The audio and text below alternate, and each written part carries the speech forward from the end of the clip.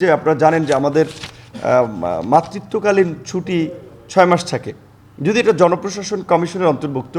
কিন্তু আমরা বলেছি যে যেহেতু স্বাভাবিকভাবে একটা বাচ্চার গ্রোথ এবং তার ব্রেনের বৃদ্ধি থেকে শুরু করে 2 বছর সময়টা গুরুত্বপূর্ণ, সেই জন্য অন্তত একটা বাচ্চা জন্মগ্রহণ করা থেকে 2 বছর পর্যন্ত আসার জন্য অন্তত মায়েদের ক্ষেত্রে যে আপনার অফিস সময়টা যেন অর্ধেক করা হয়, এটা আমরা তাদেরকে খুব গুরুত্ব সহকারে বিবেচনা করার জন্য জানিয়েছি। কারণ একটা ভবিষ্যৎ মেধাবী প্রজন্ম গড়ে তোলার জন্য অবশ্যই এই ক্ষেত্রে আমাদের তো একটু গুরুত্ব দেওয়া উচিত। সংসদের মেয়াদের ক্ষেত্রে আমরা 4 বছর করার দাবি জানিয়েছি, বা আগে থেকেও যেটা আমাদের প্রস্তাবে ছিল। সংসদ সদস্য নির্বাচন করার ক্ষেত্রে আপনার 25 বছর বয়সের পরিবর্তে আমরা 23 বছর বয়স করার দাবি জানিয়েছি।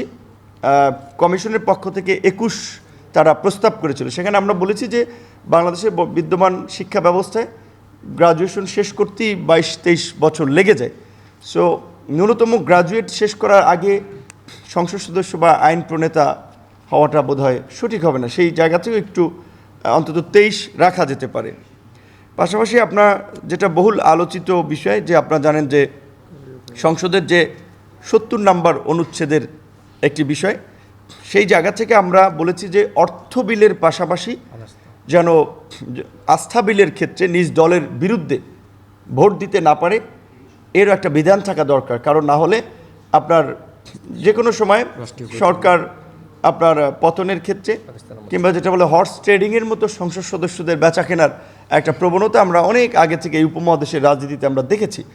এইটার পাশাপাশি আপনার কমিশনের পক্ষ থেকে বলা হয়েছে এখানে সংবিধান সংশোধনীর বিষয়টাও যদি যুক্ত করা হয়, আমরা বলছি সেটাতেও আমরা একমত। এবং সংবিধান সংশোধনের প্রক্রিয়াতে একটা বিষয় আলোচনা উঠে এসেছে, যে আমরা বলেছিলাম যে সংবিধান তো কোনো রাজনৈতিক দলের বিষয় না, এটা গোটা জাতির বিষয়, এর জন্য একটা জাতীয় ঐক্যমত্য প্রয়োজন। এবং সংবিধান যেহেতু পিপলস উইল, সেই ক্ষেত্রে রাজনৈতিক দলের পাশাপাশি এই পিপল বা জনগণের একটা সমর্থন থাকা দরকার। এখানে আমরা বলেছি যে এই পার্লামেন্টের 2/3 পাশাপাশি সব সংশোধনী নয়, কিছু গুরুত্বপূর্ণ সংশোধনী সেটা আর্টিকেলকে স্পেসিফিক করে দেওয়া যায়, সেই আর্টিকেলগুলোর সংশোধনীর ক্ষেত্রে আপনার একটা গণভোট হতে পারে, আমরা এই প্রস্তাবনাও দিয়েছি। না, সংবিধান তো আমাদের কিছু সংবিধানের আপনার বলা চলে অনুচ্ছেদ আপনার সংশোধন করা হচ্ছে, যেমন 70 আগে যেটা ছিল ওইটার কিছু সংশোধনী হচ্ছে, আর ধরেন 2-1টা হয়তো কিছু নতুন সংযোজন হচ্ছে। সেক্ষেত্রে একেবারে তো নতুন লেখা হচ্ছে না, আর একেবারে আবার হুবহু পুরো লিখনও হচ্ছে না, কিছু সংশোধনই বলা যায়।